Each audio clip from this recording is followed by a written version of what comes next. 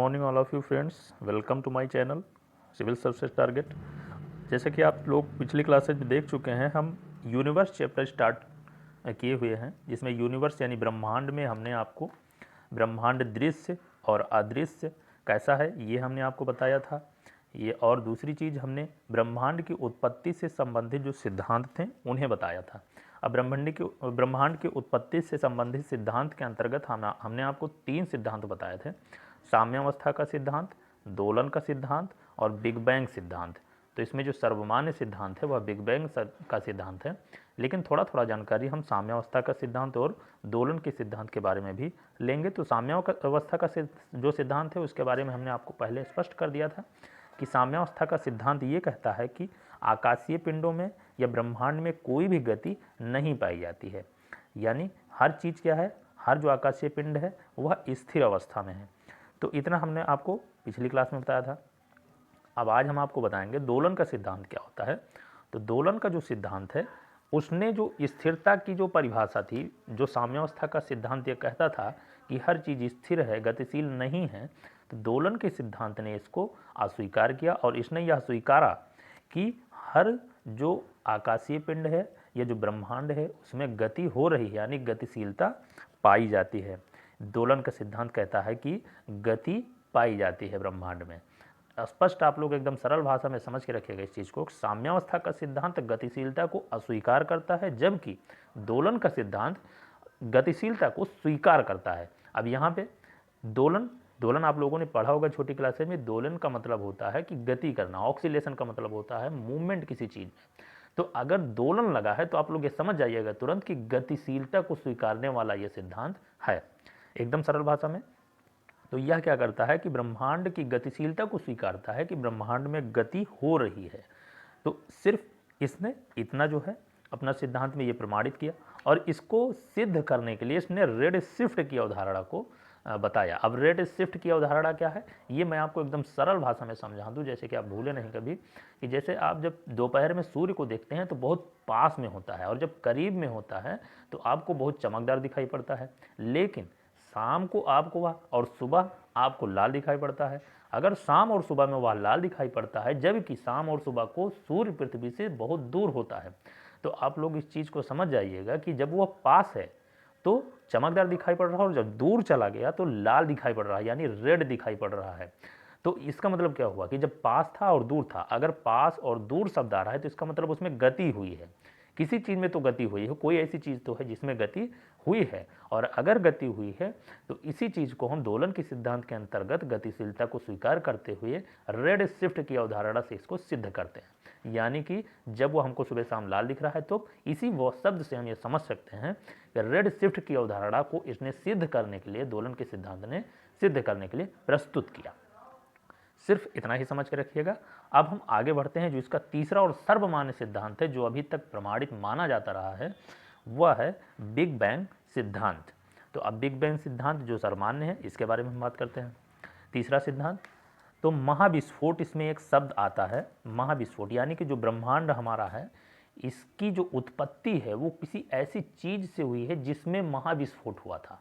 जैसे कि कोई आप एक प्रकार से जो बारूद देखते हैं छोटा सा, यूरेनियम है या कोई भी चीज़ जिससे बनी कोई बारूद या पटाखा ही देखते हैं आप दीपावली पे, तो उसमें क्या होता है, विस्फोट होता है, और विस्फोट होने के बाद काफ़ी वह दूर तक धुआं और उसका वो सब फैल जाता है। तो इसी प्रकार से कोई ऐसी चीज़ थी पूर्व में, हमारे ब्रह्मांड की उत्पत्ति से पूर्व में, जो इस प्रकार से उसमें विस्फोट हुआ, और छोटा मोटा विस्फोट नहीं, उसे इसीलिए कहा गया महाविस्फोट, यानी पूरे ब्रह्मांड की उत्पत्ति हो गई इससे, इसीलिए इसको हमने कहा महाविस्फोट। तो वर्तमान में ब्रह्मांड की उत्पत्तियों में घटित होने वाली सभी प्रक्रियाओं की व्याख्या बिग बैंग सिद्धांत के अंतर्गत तार्किक रूप से की जाती है। जैसे कि हमने बताया यही मान्य सिद्धांत है। इस सिद्धांत के अंतर्गत महाविस्फोट की घटना के पूर्व की स्थितियों को व्याख्यायित करते हुए कहा गया कि आरंभ में अंतरिक्ष में सिर्फ ऊर्जा ही उपस्थित थी, और यह ऊर्जा कॉस्मिक एनर्जी के रूप में छोटे छोटे पैकेट्स के रूप में गतिशील थी। अब हम आपको इस चीज़ को थोड़ा सा स्पष्ट करना चाहेंगे, आप लोग ध्यान दीजिएगा इस फिगर पर थोड़ा सा, कि ये एक छोटा सा पैकेट है एनर्जी का। अब ये सिद्धांत क्या कहता है बिग बैंग, कि जो ब्रह्मांड है, पूरे ब्रह्मांड में इस प्रकार से छोटे छोटे एनर्जी पैकेट्स पाए गए। एनर्जी पैकेट्स मतलब ऊर्जा के एक प्रकार से समूह या छोटे छोटे पैकेट ऐसे विद्यमान थे पूरे ब्रह्मांड में। अब यहाँ पे जो सबसे बड़ा पैकेट मान के चल सकते हैं एकदम आसान भाषा में कि मान चलिए यह पैकेट है, यह सबसे बड़ा है। अगर यह बड़ा है, सबसे बड़ा है, और अगर यह इतना बड़ा है कि इसके अंदर तापमान सर्वाधिक हो, इसके अंदर सघनता सर्वाधिक हो, इसके अंदर आकर्षण की क्षमता सर्वाधिक हो, अत्यधिक हो, तो जो चीज़ बहुत ही भारी यानी तापमान जिसमें अधिक होगा, सघनता होगी, आकर्षण होगा, वही चीज़ क्या करेगा, एक दूसरी चीज़ को आकर्षित करेगा। जैसे कि ये जो छोटे छोटे पैकेट्स हैं, ये इसकी तरफ क्या हो गए, आकर्षित हो गए, ये सभी इसकी तरफ आकर्षित हो गए। और जब ये सभी इसकी तरफ आकर्षित होंगे तो इसका जो रूप है, इसका जो आकार है, इतना बढ़ता चला जाएगा कि यह बहुत बड़ा रूप ले लेगा और एक दिन इतना बड़ा हो जाएगा कि अपने आप को ही संभाल नहीं पाएगा और इसमें अचानक से विस्फोट हो जाएगा। और जब यह विस्फोट हो जाएगा तो छोटे छोटे ग्रह, उपग्रह, क्षुद्र ग्रह, सूर्य, यानी सूर्य तो यहाँ पर नहीं बनेगा लेकिन जो अन्य ग्रह हैं वह जरूर इससे बनेंगे, और सूर्य भी बनते हैं, लेकिन उसकी जो परिभाषा है मुझे आपको अलग से बताएंगे कि सूर्य किस प्रकार बनते हैं। तो आपने इसको देखा कि ब्रह्मांड में बिग बैंग सिद्धांत ये कहता है कि छोटे छोटे आकाश मतलब आकाश में पैकेट्स पाए जाते थे। किसके पैकेट्स, एनर्जी पैकेट्स, ऊर्जा के पैकेट्स। तो उसमें जो सबसे बड़ा पैकेट था, एक कोई भी एक, वहाँ पर हम एक छोटे समूह को ले लेते हैं, तो वहाँ पे एक कोई जो सबसे बड़ा पैकेट होगा जिसके तापमान, सघनता और आकर्षण सबसे ज़्यादा होगी, उसके जो आसपास छोटे छोटे पैकेट्स होंगे उसमें जा करके वह एक प्रकार से आकर्षित होंगे और उसी में जा करके मिल जाएंगे। और जब चारों ओर से छोटे छोटे पैकेट्स में जाके मिलेंगे तो मिलने की वजह से जो बीच का बड़ा वाला पैकेट था उसका क्या हो जाएगा, आकार बहुत बड़ा हो जाएगा। और जब आकार बढ़ेगा तो एक दिन वह इतना बड़ा हो जाएगा कि अपने आप को उसमें तापमान इतना अधिक हो जाएगा, इतनी अधिक सघनता हो जाएगी, इतना अधिक आकर्षण हो जाएगा कि वह अपने आप को ही संभाल नहीं पाएगा और उसमें महाविस्फोट हो जाएगा। और जब उसमें महाविस्फोट होगा तो उसी से बनेंगे आकाशीय जो पिंड हैं सभी, ये सब। तो इस प्रकार से बिग बैंग सिद्धांत ये कहता है।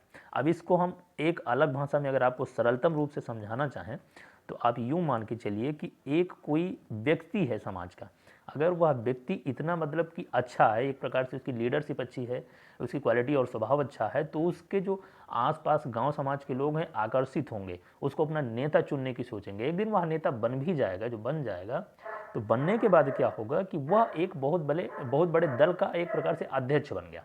और जब अध्यक्ष बन गया तो उसकी पार्टी बहुत बड़ी हो गई, और जब बहुत बड़ी हो गई उसके पार्टी के जो तत्व हैं खूब वृद्धि कर चुके हैं, बहुत बड़ी पार्टी बन चुकी है, तो उसमें क्या हो जाएगा कि अलग अलग जो है भिन्नताएं हो जाएंगी लोगों की, जो मानसिक रूप से एक प्रकार से होती है कि जब बहुत बड़ी पार्टी हो जाती है तो जो व्यक्ति था उसमें अच्छा, वह व्यक्ति अब उसको संभाल नहीं पाएगा क्योंकि लोगों की मानसिकता अलग अलग होती है। तो उनकी जो क्षमताएं हैं अलग अलग, वो अपनी तरह से अब विस्तार करना चाहेंगे। तो यह जो बीच वाला व्यक्ति था जो समाज का बहुत ही लोकप्रिय था, वो क्या करेगा, उनको संभाल नहीं पाएगा और एक दिन उस दल का क्या हो जाएगा, विभाजन हो जाएगा, विस्फोट हो जाएगा और छोटे छोटे दल बन जाएंगे। तो इस प्रकार से आप इसको एकदम सरलतम रूप में समझ सकते हैं। तो एक समय के पश्चात इस बिंदु का तापमान इतनी तेजी से बढ़ा कि यह अपने आप को समायोजित नहीं कर सका, जिसके कारण महाविस्फोट की घटना घट गई। और महाविस्फोट की घटना के पश्चात अत्यधिक तापमान युक्त ऊर्जा बादलों का निर्माण हुआ, जिन्हें अब इसके बाद क्या हुआ कि जैसे जब विस्फोट हुआ तो ऐसा तो है नहीं कि पृथ्वी सीधे ही बन के वहाँ पे खड़ी हो गई, ऐसा नहीं था, वहाँ पे डायरेक्ट पृथ्वी बन के नहीं खड़ी हो गई। वहाँ पे जब विस्फोट हुआ तो विस्फोट से ऊर्जा निकली, क्योंकि आपको पता है कि जब ब्रह्मांड में जो छोटे छोटे ऊर्जा के पैकेट्स थे उन्हीं के मिलने से वह जो केंद्र में एक पैकेट था वह बड़ा हुआ था। तो जब इसका विस्फोट होगा तो उससे ऊर्जा ही निकलेगी, कोई और चीज़ नहीं निकलेगी, क्योंकि ऊर्जा ही उसमें आकर से आकर्षित हुई थी। तो जब ऊर्जा ही निकलेगी तो ऊर्जा किस रूप में निकलेगी, फिर अब निकलेगी ये प्लाज्मा के रूप में। तो प्लाज्मा हमने आपको बताया था पहली क्लास में कि किसी भी चीज़ के तत्व के एलिमेंट्स, तत्व के चार एक प्रकार से फॉर्म होते हैं। एक होता है ठोस, तरल, द्रव यानी गैस, और तीसरा होता है गैस। तो सॉलिड, लिक्विड और गैस हमने आपको बताया था, जिसमें चौथा एक फॉर्म और होता है जिसे हम कहते हैं प्लाज्मा। तो उसी प्लाज्मा के रूप में इस एनर्जी पैकेट्स का जो है या एनर्जी का जो यहाँ पर संचार एक प्रकार से समूह था, उसका विस्फोट होने के बाद प्लाज्मा के रूप में वह, प्लाज्मा बादल के रूप में वह फैल जाएगा। और इन्हीं प्लाज्मा क्लाउड में ऊर्जा का रूपांतरण आरंभिक उप आणविक पदार्थ के कणों में होना आरंभ हो जाएगा।